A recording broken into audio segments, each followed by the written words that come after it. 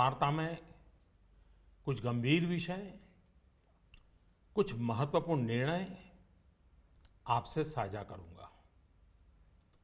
आपको ध्यान होगा कि जब आपने 2014 मई में हमें जिम्मेदारी सौंपी थी, तब विश्व की अर्थव्यवस्था में ब्रिक्स के संबंध में यह आम चर्चा थी कि ब्रिक्स में जो आई अक्षर है, जो कि आई अक्षर इंडिया से जुड़ा हुआ है, लोग कहते थे कि ब्रिक्स में जो आई है वो लुढ़क रहा है। लगातार 2 साल के देशव्यापी अकाल के बावजूद भी पिछले 2.5 वर्षों में आप सब 125 करोड़ देशवासियों के सहयोग से आज भारत ने ग्लोबल इकोनॉमी में एक ब्राइट स्पॉट अर्थात चमकता सितारा के रूप में अपनी उपस्थिति दर्ज कराई है। ऐसा नहीं है कि यह दावा हम कर रहे हैं, लेकिन यह आवाज इंटरनेशनल मॉनिटरी फंड IMF और वर्ल्ड बैंक से गूंज रही है। बहनों भाइयों, विकास की इस दौड़ में हमारा मूल मंत्र रहा है सबका साथ, सबका विकास।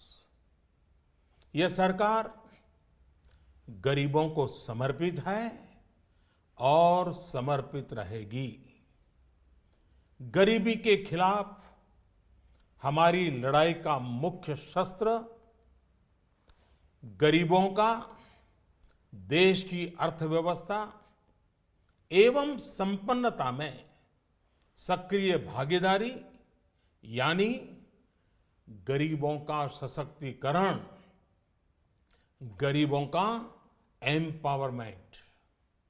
इस प्रयास की झलक आप लोगों को प्रधानमंत्री जन धन योजना, जन धन से जन सुरक्षा योजना, आर्थिक गतिविधियों के लिए प्रधानमंत्री मुद्रा ऋण योजना, दलित, आदिवासी और महिला उद्यमों के लिए स्टैंड अप इंडिया योजना, गरीबों के घर तक गैस का चूल्हा पहुंचाने के लिए प्रधानमंत्री उज्ज्वला योजना, किसानों की आमदनी सुरक्षित करने के लिए प्रधानमंत्री फसल बीमा योजना और प्रधानमंत्री कृषि सिंचाई योजना, उनको अपने खेतों से ही सही उपज पाने के लिए सॉइल हेल्थ कार्ड योजना और सही उपज का सही दाम पाने के लिए ई नाम अर्थात राष्ट्रीय कृषि बाजार योजना। इन सब में ये साफ नजर आता है कि सरकार गांव, गरीब, किसान को समर्पित है। मेरे प्यारे देशवासियों, पिछले दशकों में हम ये अनुभव कर रहे हैं कि देश में भ्रष्टाचार और काला धन, इन बीमारियों ने अपनी जड़ें जमा ली है और देश से गरीबी हटाने में ये भ्रष्टाचार, ये काला धन, ये गोरख धंधे सबसे बड़ी बाधा है। एक तरफ तो विश्व में हम आर्थिक गति में तेजी से बढ़ने वाले देशों में सबसे आगे हैं, दूसरी तरफ भ्रष्टाचार की ग्लोबल रैंकिंग में 2 साल पहले भारत करीब 100वें नंबर पे था। 2 वर्षों में अनेक कदम उठाए, ढेर सारे कदम उठाने के बावजूद भी अब हम 76वें नंबर पर पहुंच पाए। यह बात को दर्शाता का है कि भ्रष्टाचार का जाल कितने व्यापक रूप में देश में बिछा हुआ है। भ्रष्टाचार की बीमारी को कुछ वर्ग विशेष के लोगों ने अपने स्वार्थ के कारण फैला रखा है। गरीबों के हक को नजरअंदाज कर ये खुद फलते फूलते रहे हैं। कुछ लोगों ने पद का दुरुपयोग करते हुए इसका भरपूर फायदा उठाया। दूसरी तरफ ईमानदार लोगों ने इसके खिलाफ लड़ाई भी लड़ी है। देश के करोड़ों नागरिकों ने ईमानदारी को जी करके दिखाया है। हम प्रायः यह सुनते हैं कि गरीब एक ऑटो ड्राइवर अपनी गाड़ी में छूट गई सोने के आभूषण वाले बैग को उसके असली मालिक को कैसे ढूंढता है और लौटाता है। कई बार हम सुनते हैं कि कोई टैक्सी ड्राइवर यात्रियों का कुछ सामान अगर छूट जाता है, मोबाइल फोन रह जाता है, तो अपने खर्चे से उनको ढूंढने जाता है और पहुंचा देता है। अरे सब्जी बेचने वाला भी, सामान्य दुकानदार भी अगर ग्राहक से गलती से ज्यादा पैसे ले लिए तो उसको भी बुला करके लौटा देता है। मेरे प्यारे देशवासियों, इस बात का ये सबूत है कि हिंदुस्तान का सामान्य से सामान्य नागरिक ईमानदार है।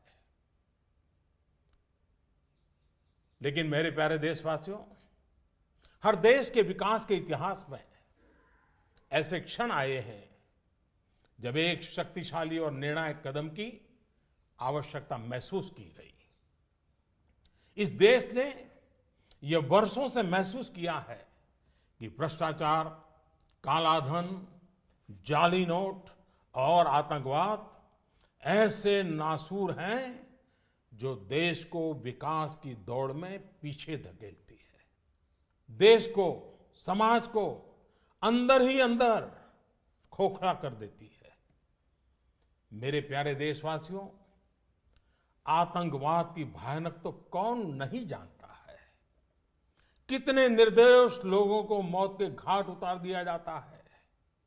लेकिन क्या आपने सोचा है कि इन आतंकियों को पैसा कहां से मुहैया होता है? सीमा पार के हमारे शत्रु जाली नोटों के जरिए, नकली नोटों के जरिए अपना धंधा भारत में चलाते हैं और यह सालों से चल रहा है। अनेक बार 500 और 1000 रुपये की जाली नोटों का कारोबार इसके करने वाले भी पकड़े गए हैं। लाखों करोड़ों की नोटें भी जब्त की गई हैं। बहनों भाइयों, एक तरफ आतंकवाद और जाली नोटों का जाल देश को तबाह कर रहा है, दूसरी ओर भ्रष्टाचार और काले धन की चुनौती देश के सामने बनी हुई है। हमने कार्य संभालने के तुरंत बाद भ्रष्टाचार और काले धन के खिलाफ लड़ाई की शुरुआत करते हुए अनेक प्रभावी कदम उठाए। जैसे काले धन की जांच के लिए सुप्रीम कोर्ट के पूर्व जज की अध्यक्षता में एसआईटी का गठन किया। विदेशों में जमा काले धन के लिए 2015 में मजबूत कानून बनाने का हमने काम किया। काले धन को विदेशों से वापस लाने के लिए विभिन्न देशों के साथ टैक्स समझौतों में हमने परिवर्तन किया, नए समझौते किए। अमेरिका सहित विभिन्न देशों के साथ सूचना आदान प्रदान, इंफॉर्मेशन एक्सचेंज करने का प्रावधान किया। भ्रष्टाचारियों की बेनामी संपत्ति को रोकने के लिए अगस्त 2016 में एक और मजबूत कानून, इन सारे कानून से एक बहुत बड़े चोर दरवाजे को बंद कर दिया गया। देश में अघोषित आय को पेनल्टी के साथ घोषित करने की योजना में काफी बड़ी मात्रा में अघोषित आय उजागर हुई। मेरे प्यारे देशवासियों, इन सारे प्रयासों से पिछले 2.5 साल में भ्रष्टाचारियों से करीब करीब 1.25 लाख करोड़ रुपया, ये कम रकम नहीं है, 1.25 लाख करोड़ रुपए का काला धन बाहर लाया गया है। ऐसे करोड़ों भारतवासी जिनके रग रग में ईमानदारी दौड़ती है, उनका मानना है कि भ्रष्टाचार, काले धन, बेनामी संपत्ति, जाली नोट और आतंकवाद के खिलाफ निर्णायक लड़ाई होनी चाहिए। कौन ईमानदार नागरिक ऐसा होगा जिसे अफसरों के घर बिस्तर के नीचे से या जगह जगह बोरियों में करोड़ों रुपयों पाने जाने की खबर से पीड़ा न होती हो। आज देश की मुद्रा व्यवस्था का हाल यह है कि देश में कुल सिक्कों और नोटों की जो मूल्य है, उसमें 500 और 1000 रुपया वाले नोटों का हिस्सा लगभग 80 से 90% तक पहुंच गया है। देश में कैश का अधिकतम सर्कुलेशन का एक सीधा संबंध भ्रष्टाचार से है। भ्रष्टाचार से अर्जित कैश का कारोबार महंगाई पर बड़ा असर पैदा करता है। इसकी मार गरीबों को झेलनी पड़ती है। इसका सीधा प्रभाव गरीब और मध्यम वर्ग की खरीदने की शक्ति पर पड़ता है। आपका भी स्वयं का अनुभव होगा, जब मकान खरीदने जाते होंगे, जमीन खरीदने जाते होंगे, तो आपसे जब सौदा होता होगा तब कहते होंगे कि कुछ धन चेक में लेंगे और ज्यादातर कैश में मांगी जाती होगी। ईमानदार व्यक्ति के लिए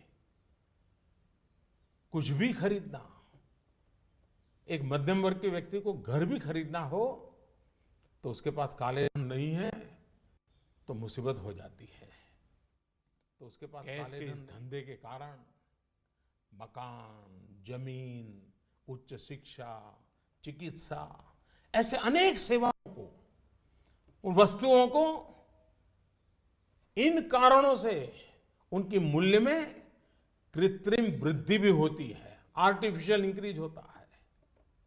भ्रष्टाचार से जमा किया गया धन हो या काला धन हो, ये दोनों बेनामी हवाला कारोबार को भी बल देते हैं।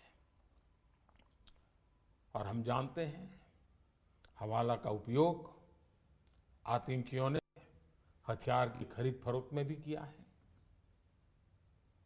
चुनावों में काले धन के प्रभाव की चर्चा ये कोई नई बात नहीं है, वर्षों से हो रही है। बहनों और भाइयों, देश को भ्रष्टाचार और काले धन रूपी दिमक से मुक्त कराने के लिए एक और सख्त कदम उठाना जरूरी हो गया है। आज मध्यरात्रि यानी 8 नवंबर 2016 की रात्रि को 12 बजे से वर्तमान में जारी 500 रुपए और 1000 रुपए के करेंसी नोट लीगल टेंडर नहीं रहेंगे। ये मुद्राएं कानूनन अमान्य होगी। 500 और 1,000 रुपये के पुरानी नोटों के जरिए लेन देन की व्यवस्था आज नहीं होगी। काले धन और जाली नोट के कारोबार में लिप्त देश विरोधी और समाज विरोधी तत्वों के पास मौजूद 500 रुपये, 1,000 रुपये के पुराने नोट अब केवल कागज के एक टुकड़े के समान रह जाएंगे। ऐसे नागरिक जो संपत्ति मेहनत और ईमानदारी से कमा रहे हैं, उनके हितों की और उनके हक की पूरी रक्षा की जाएगी। ध्यान रहे कि 100 रुपये, 50 रुपये, 20 रुपये, 10 रुपये, 5 रुपये, 2 रुपये और 1 रुपया का नोट और सभी सिक्के नियमित है और लेन देन के लिए उपयोग हो सकते हैं, उस पर कोई रोक नहीं है। हमारे यह कदम देश में भ्रष्टाचार, काला धन एवं जाली नोट के खिलाफ हम जो लड़ाई लड़ रहे हैं, सामान्य नागरिक जो लड़ाई लड़ रहा है, उसको इससे ताकत मिलने वाली है। इन दिनों में देशवासियों को कम से कम तकलीफ का सामना करना पड़े, इसके लिए हमने कुछ व्यवस्था की है। 500 और 1,000 रुपये के पुराने नोट 10 नवंबर से लेकर 30 दिसंबर 2016 तक आप अपने बैंक या डाकघर पोस्ट ऑफिस के खाते में बिना किसी सीमा के जमा करवा सकते हैं। आपके पास लगभग 50 दिनों का समय है। अतः नोट जमा करने के लिए आपको अफरा तफरी करने की कोई आवश्यकता नहीं है। आपकी धनराशि आप ही की रहेगी, आपको कोई चिंता करने की जरूरत नहीं है। 500 रुपये या 1,000 रुपये के पुराने नोटों को खाते में डालकर आप अपनी जरूरत के अनुसार फिर से निकाल सकते हैं। केवल शुरू के दिनों में खाते में से धनराशि निकालने पर प्रतिदिन 10,000 रुपया और प्रति सप्ताह 20,000 रुपये की सीमा तय की गई है। ऐसा नए नोटों की उपलब्धता को ध्यान में रखते हुए किया गया है। इस सीमा में आने वाले दिनों में वृद्धि कर दी जाएगी। खाते में जमा करने की सुविधा के साथ साथ एक दूसरी सुविधा भी दी जा रही है। तत्काल आवश्यकता के लिए 500 और 1,000 रुपये के पुराने नोटों को नए एवं मान्य नोट के साथ 10 नवंबर से 30 दिसंबर तक आप किसी भी बैंक या प्रमुख और उप डाकघर, हेड पोस्ट ऑफिस और सब पोस्ट ऑफिस के काउंटर से अपना पहचान पत्र जैसे कि आधार कार्ड, मतदाता कार्ड यानी कि voter card, passport, pan card इत्यादि सबूत के रूप में पेश करके आप नोट बदल सकते हैं। प्रारंभ में 10 नवंबर से 24 नवंबर तक 4,000 रुपया तक के पुराने 500 एवं 1,000 रुपये के नोट बदले जा सकते हैं। 15 दिनों के बाद यानी 25 नवंबर से 4,000 रुपये की सीमा में वृद्धि कर दी जाएगी। ऐसे लोग जो इस समय सीमा के अंदर अर्थात 30 दिसंबर 2016 तक पुराने नोट किसी कारणवश अगर जमा नहीं कर पाए, उनको 500 और 1000 रुपए के पुराने नोट बदलने का एक आखिरी अवसर भी दिया जाएगा।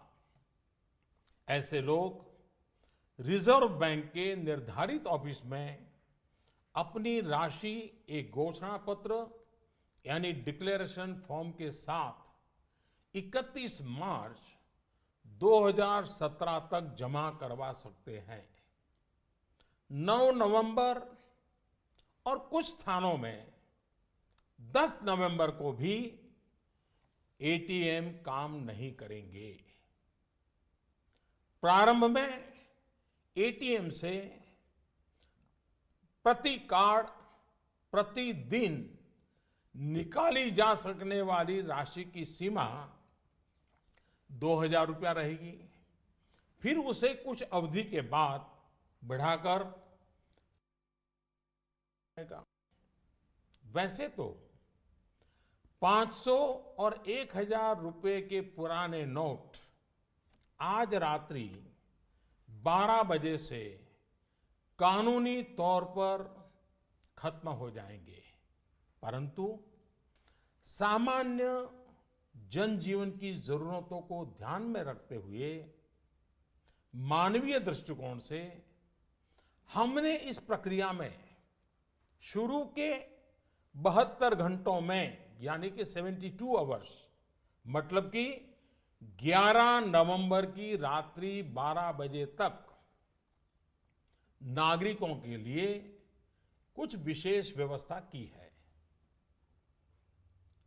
जैसे 11 नवंबर की रात्रि 12 बजे तक सभी सरकारी अस्पतालों में भुगतान के लिए पुराने 500 या 1000 रुपये के नोट स्वीकार किए जाएंगे। इससे वैसे परिवार जिनमें कोई बीमार है उन्हें उपचार में कोई बाधा ना आए। ऐसे में यदि दवाई की दुकान की व्यवस्था है, यदि दवाई की दुकान की व्यवस्था है तो डॉक्टर के दिए गए पर्चे पर 500 और 1000 के पुराने नोटों से दवा खरीदने की सुविधा भी 72 घंटे तक उपलब्ध रहेगी। ऐसे ही 11 नवंबर की रात्रि 12 बजे तक रेलवे के टिकट बुकिंग काउंटर, सरकारी बसों के टिकट बुकिंग काउंटर और हवाई अड्डों पर एयरलाइंस के जो टिकट बुकिंग काउंटर पर केवल टिकट खरीदने के लिए पुराने नोट अर्थात 500 और 1000 रुपये के नोट स्वीकार करने की छूट होगी। ऐसा हमने उन परिवारों की जरूरतों को देखते हुए किया है जो इस समय यात्रा कर रहे होंगे।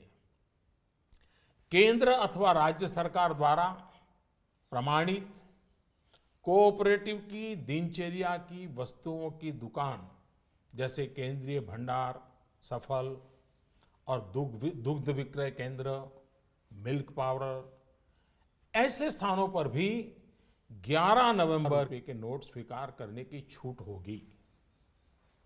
इस दौरान इन संस्थानों को प्रतिदिन अपने स्टॉक और बिक्री की सूचना रजिस्टर में रखनी होगी।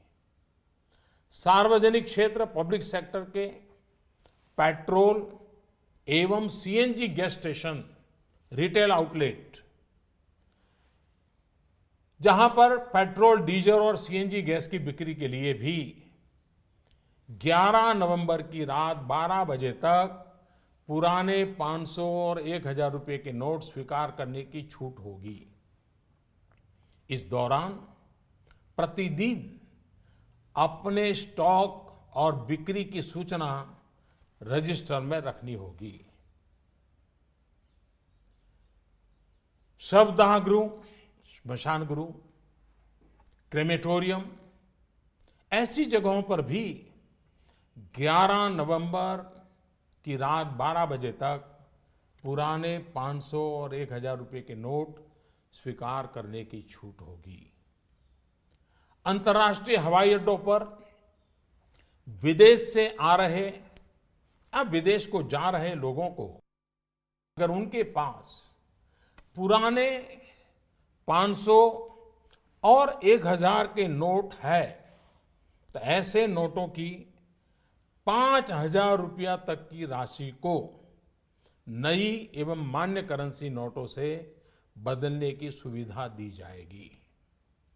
अंतर्राष्ट्रीय पर्यटकों को अंतर्राष्ट्रीय हवाई अड्डों पर विदेशी मुद्रा या 5000 रुपये तक के पुराने नोटों को नई एवं मान्य करेंसी नोटों से बदलने की सुविधा दी जाएगी।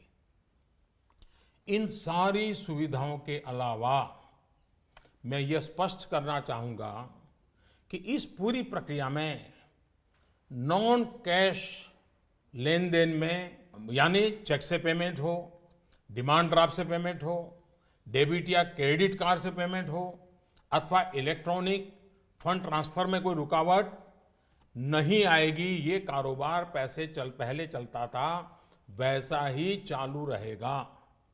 इन सारे इंतजाम के बावजूद हमारे ईमानदार देशवासियों को अगर तकलीफ का सामना करना पड़ा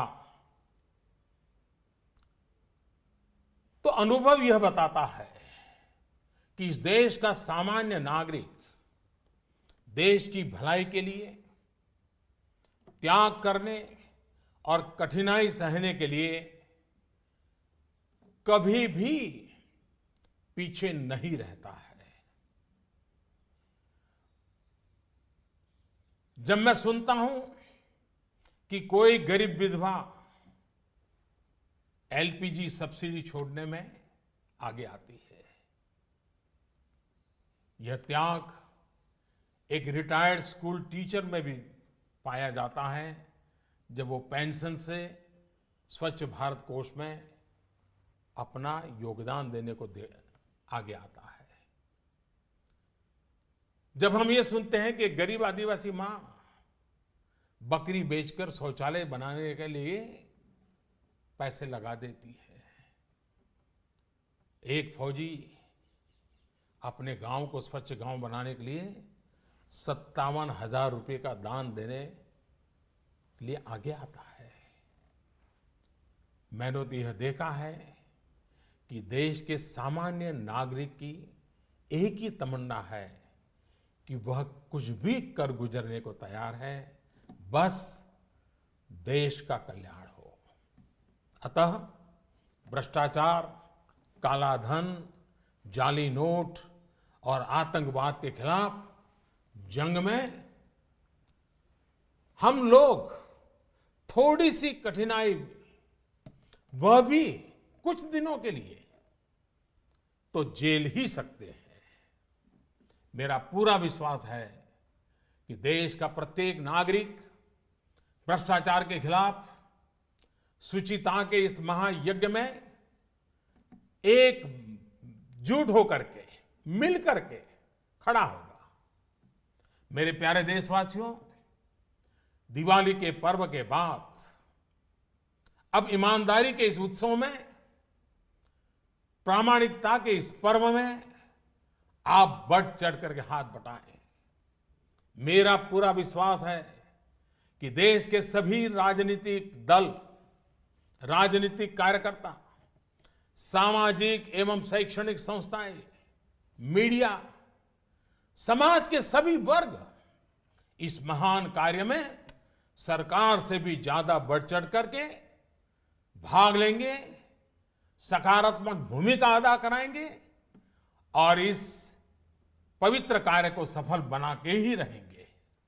मेरे प्यारे देशवासियों, ये बातें जब सब मैं आपके सामने रख रहा हूं,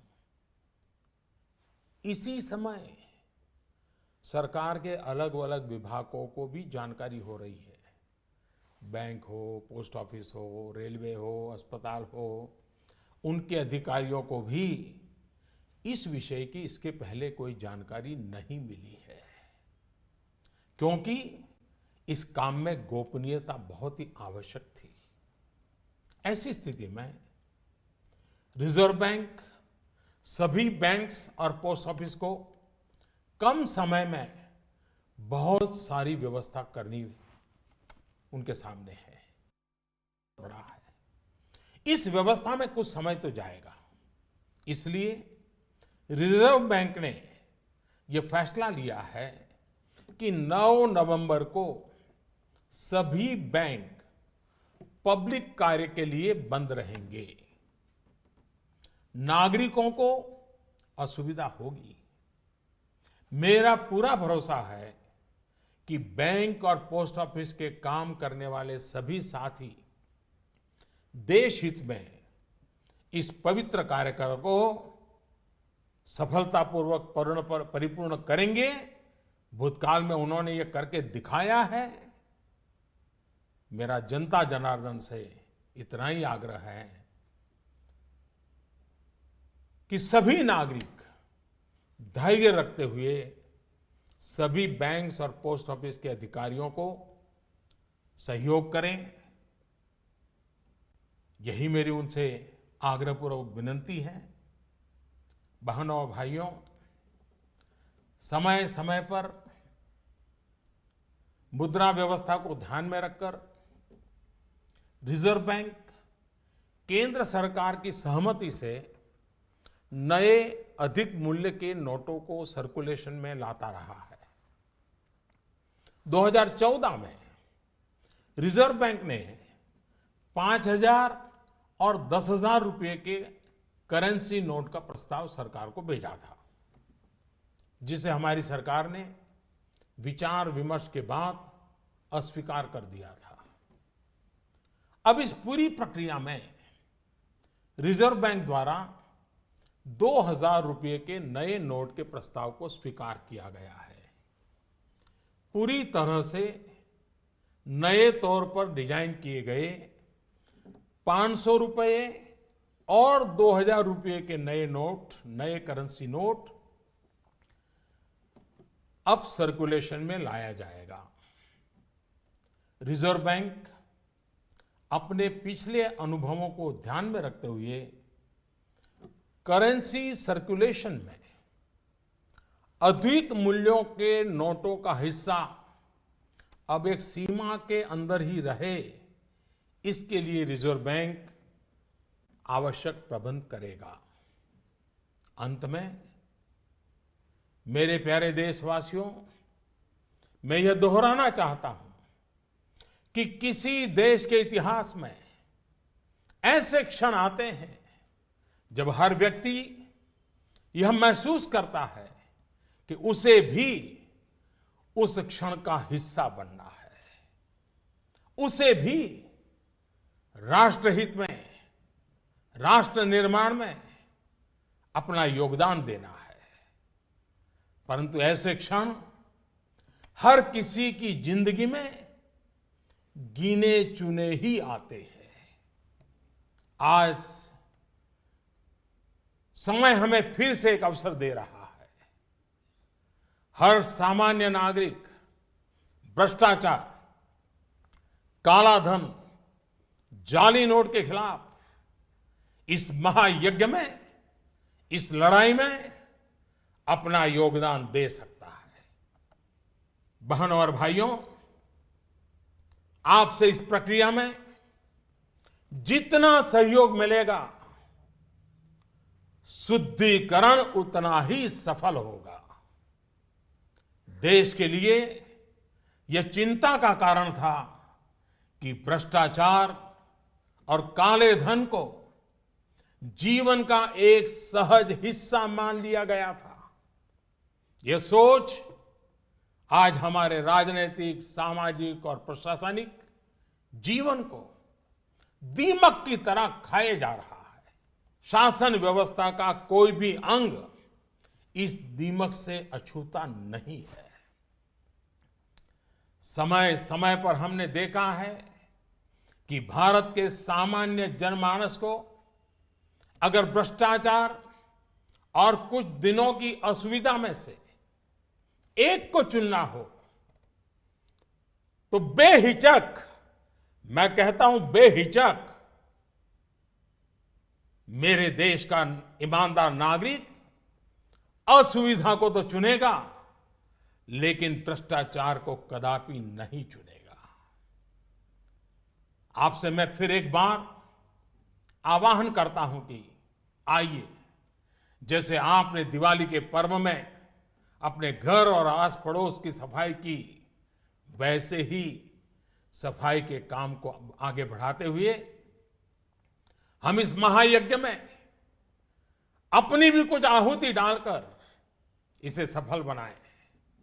इतने बड़े देश में इतनी बड़ी सफाई के महापर्व में असुविधा को ध्यान में न रखते हुए आइए सभी शुचिता की दिवाली मनाएं। पूरे विश्व को भारत की इस ईमानदारी का उत्सव दिखाएं। पूरे देश में प्रामाणिकता का पर्व मनाएं, जिससे भ्रष्टाचार पर लगाम लग सके, काले धन पर नकेल कस सके, जाली नोटों का खेल खेलने वालों को नेस्त नाबूद कर सके, जिससे कि देश का धन गरीबों के काम आ सके। हर ईमानदार नागरिक को देश की संपन्नता में उसकी उचित हिस्सेदारी मिल सके, आने वाली पीढ़ी गर्व से अपना जीवन जी सके। मैं आप सबके सहयोग के लिए पूरे विश्वास के साथ 125 करोड़ देशवासियों की मदद से भ्रष्टाचार के खिलाफ इस लड़ाई को और आगे ले जाना चाहता हूं। मुझे विश्वास है आपका साथ, आपका सहयोग हमारी आने वाली पीढ़ियों के लिए प्रेरक बनेगा। मैं फिर एक बार आपका हृदय से बहुत बहुत आभार व्यक्त करता हूं। भारत माता की जय। मेरे प्यारे देशवासियों, I hope we ended the festive season of Diwali with joy and new hope. Today, I'll be speaking to you about some critical issues and important decisions. Today, I want to make a special request to all of you. You may recall that economic situation in May 2014, when you entrusted us with an honors responsibility. In the context of BRICS, it was being said that the eye in BRICS was shaky. Since then, we had 2 years of a severe drought. Yet, in the last 2.5 years, with the support of 125 crore Indians, India has become the bright spot in the global economy. It is not just we who are saying this. It is being stated by the International Monetary Fund and the World Bank. In this effort for development, our motto has been सबका साथ सबका विकास. We are with all citizens and for development of all citizens. This government is dedicated to the poor. It will remain dedicated to them. In our fight against poverty, our main thrust has been to empower the poor and make them active participants in the benefits of economic progress. The Pradhan Mantri Jan Dhan Yojana, the Jan Suraksha Yojana, the Pradhan Mantri Mudra Yojana, small enterprises, the Stand Up India program for Dalits, Adivasis and women, the Pradhan Mantri Ujjwala scheme for gas connections in the homes of the poor, the Pradhan Mantri Fasal Bima Yojana and Pradhan Mantri Krishi Sinchai Yojana to protect the income of farmers, the Soil Health Card scheme to ensure the best possible yields, the E-NAM, the National Marketplace scheme to ensure farmers get the right price for their produce. These are all reflections of this approach. In the past decades, the specter of corruption and black money has grown. It has begun the effort to remove poverty. On the one hand, we are now number one in the rate of economic growth. But on the other hand, we were ranked close to 100 in the global corruption perception ranking 2 years back. In spite of many steps taken, we have only been able to reach a ranking of 76 now. Of course, there is improvement. This shows the extent to which corruption and black money have spread their tentacles. The evil of corruption has been spread by certain sections of society for their selfish interests. They have ignored the poor and cornered the benefits. Some people have misused their office for personal gain. On the other hand, honest people have fought against the evil. Crores of common men and women have lived this life with integrity. We hear about poor auto rickshaw drivers returning gold ornaments left in the vehicles to their rightful owners. We hear about taxi drivers who take pains to locate the owners of the cell phones left behind. We hear vegetable vendors who return excess money given by customers. There comes a time in the history of country's development when a need is felt for a strong and decisive step. For years, this country has felt that corruption, black money, and terrorism are fast-running source holding us back in the race towards development. Terrorism is a frightening threat. So many have lost their lives because of it. But have you ever thought about how these terrorists get their money? Enemies from across the border run their operations using fake currency notes. This has been going on for years. Many times, those using fake 500 and 1000 rupee notes have been caught and many such notes have been seized. Brothers and sisters, on the one hand is the problem of terrorism. On the other hand is the challenge posed by corruption and black money. We began our battle against corruption by setting up an SIT headed by a retired Supreme Court judge immediately upon taking office. Since then, a law was passed in 2015 for disclosure of foreign black money. Agreements with many countries, including the USA, have been made to add provisions for sharing banking information. A strict law has come into force from August 2016 to curb Benami transactions, which are used to deploy black money earned through corruption.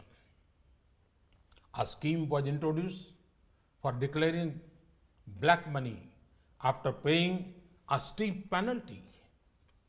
My dear countrymen, through all these efforts, in the last 2.5 years, we have brought into the open nearly 1,25,000 crore rupees. It's not a small amount. 1,25,000 crore rupees of black money belonging to the corrupt.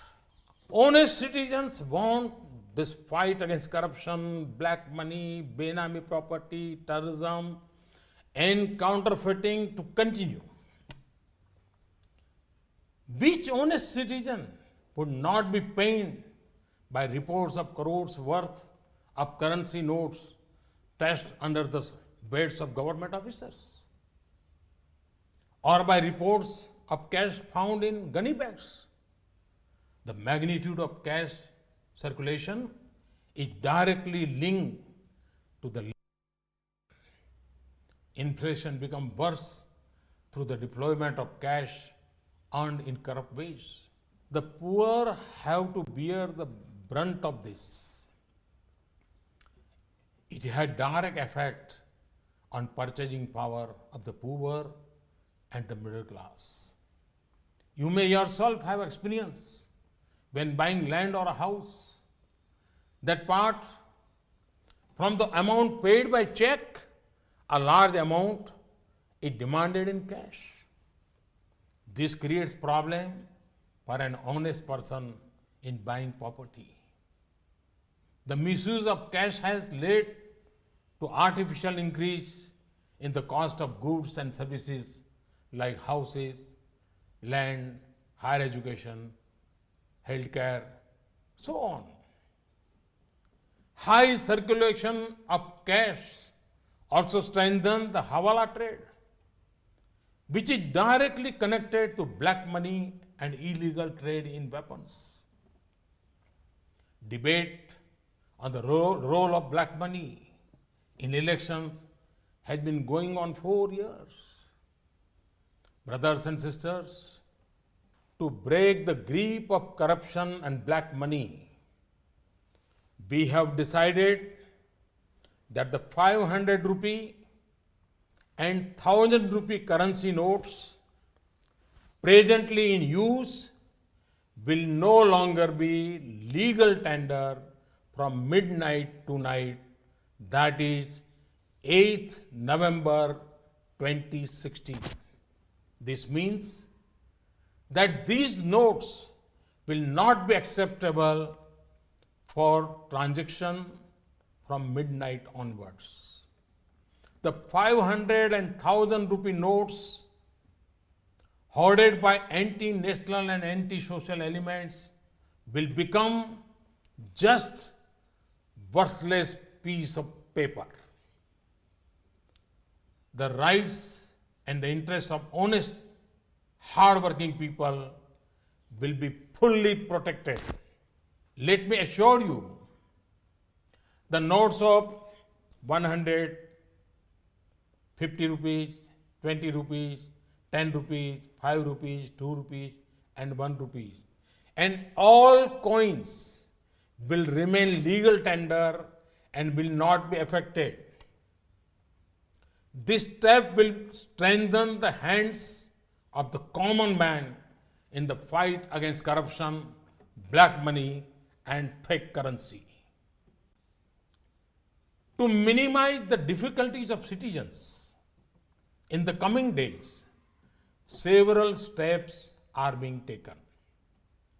Persons holding old notes of 500 or 1,000 rupees can deposit these notes in their bank or post office account from 10th November till close of banking hour on 30th December 2016 without any limit. Thus, you will have 50 days to deposit your notes and there is no need for panic. Your money will remain yours. You need have no worry on this point. After depositing money in your account, you can draw it when you need it. Keeping in mind the supply of new notes in the first few days, there will be a limit of 10,000 rupees per day and 20,000 rupees per week. This limit will be increased in the coming days. Apart from depositing your notes in your bank account, another facility will also be there. For your immediate needs, you can go to any bank, head post office or sub post office.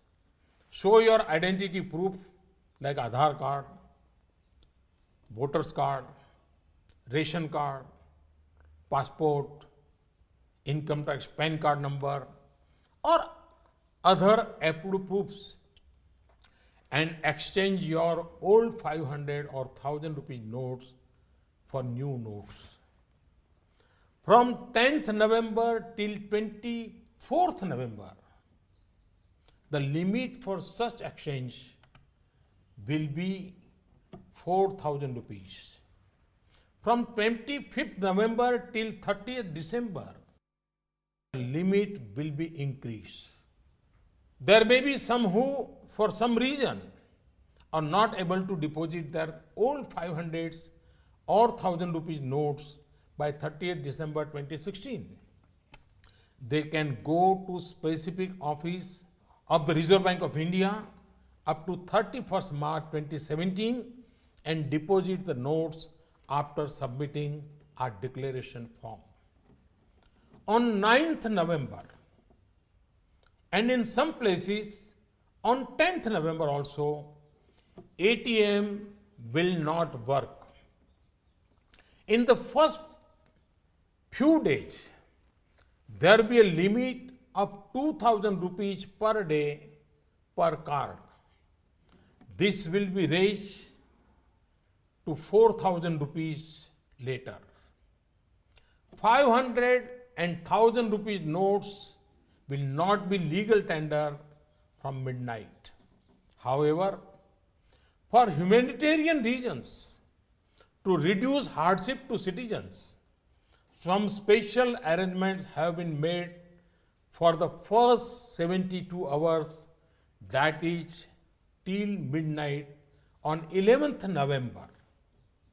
During this period, government hospitals will continue to accept 500 and 1,000 rupee notes for payment.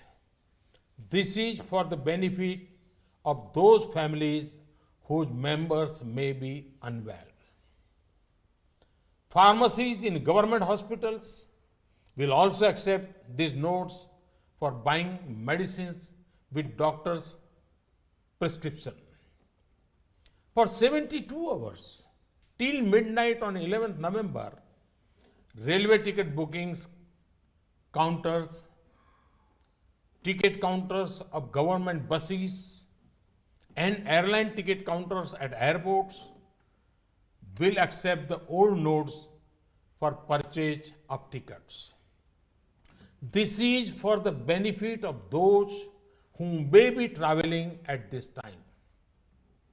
For 72 hours, 500 and 1,000 rupees notes will be accepted also at petrol, diesel and CNG gas stations, authorized by public sector oil companies, consumer cooperative stores authorized by state or central government, milk booths authorized by state governments, crematoria and burial grounds. These outlets will have to keep proper records of stock and collections.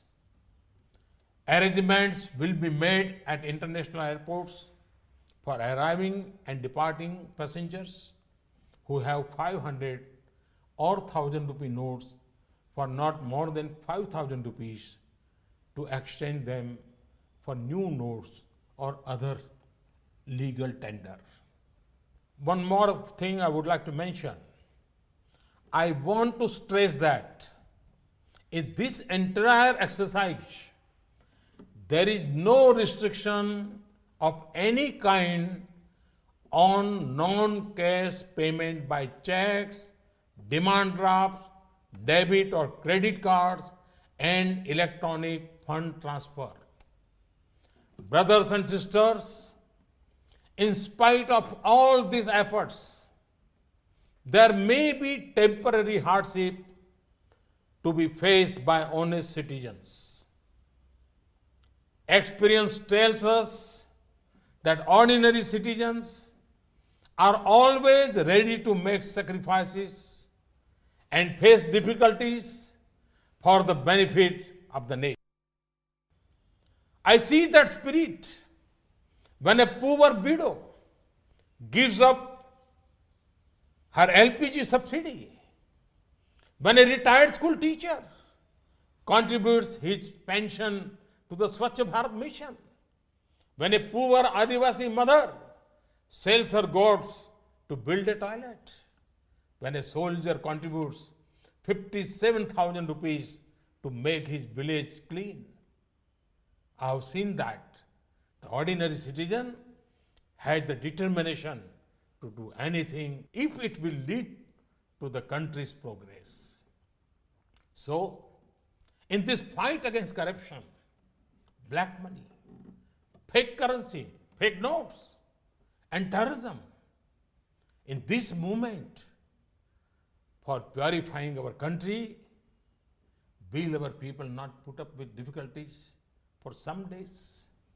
Have full confidence that every citizen will stand up and participate in this Mahayagna. My dear countrymen, after the festivity of Diwali, now join the nation and extend your hand in this Imandari Ka Utsav. This Pramanikta Ka Parva, this celebration of integrity, this festival of credibility. I'm sure that all political parties, all governments, social services organizations, the media, and indeed all sections of society will take part in this with enthusiasm and make it a success. My dear countrymen, secrecy was essential. It is only now, as I speak to you, that various agencies like banks, post office, railways, hospitals, and others are being informed. The Reserve Bank, banks, and post offices have to make many arrangements at very short notice. Obviously, time will be needed. Therefore, all banks will be closed to the public on 9th November. This may cause some hardship to you. I have full faith that banks and post offices will successfully carry out this great task of national importance. However, I appeal to all of you to help the banks and post offices to meet this challenge with poise and determination. My dear citizens, from time to time, based on currency needs, the Reserve Bank, with the approval of the central government, brings out new notes of higher value. In 2014, the Reserve Bank sent a recommendation for issue of 5,000 and 10,000 rupee notes. After careful consideration, this was not accepted. Now, as part of this exercise, RBI's, Reserve Bank's recommendation to issue 2,000 rupees notes has been accepted. New notes of 500 rupees and 2,000 rupees with completely new design will be introduced. Based on past experience, the Reserve Bank will hereafter make arrangements to limit the share of high denomination notes in the total currency in circulation. In country's history, there come moments when every person feels he too should be the part of that moment, that he too should make his contribution to the country's progress. Such moments come but rarely. Now we again have an opportunity where every citizen can join this Mahayagna against the ills of corruption, black money, and fake notes. The more help you give in this campaign, the more successful it will be. It has been a matter of concern for all us that corruption and black money tend to be accepted as a part of life. This type of thinking has afflicted our politics, our administration, and our society like an infestation of termites. None of our public institutions is free from these termites. Time and again, I've seen that when the average citizen has to choose between accepting dishonesty and bearing inconveniency, they always choose to put up with inconvenience. They will not support dishonesty.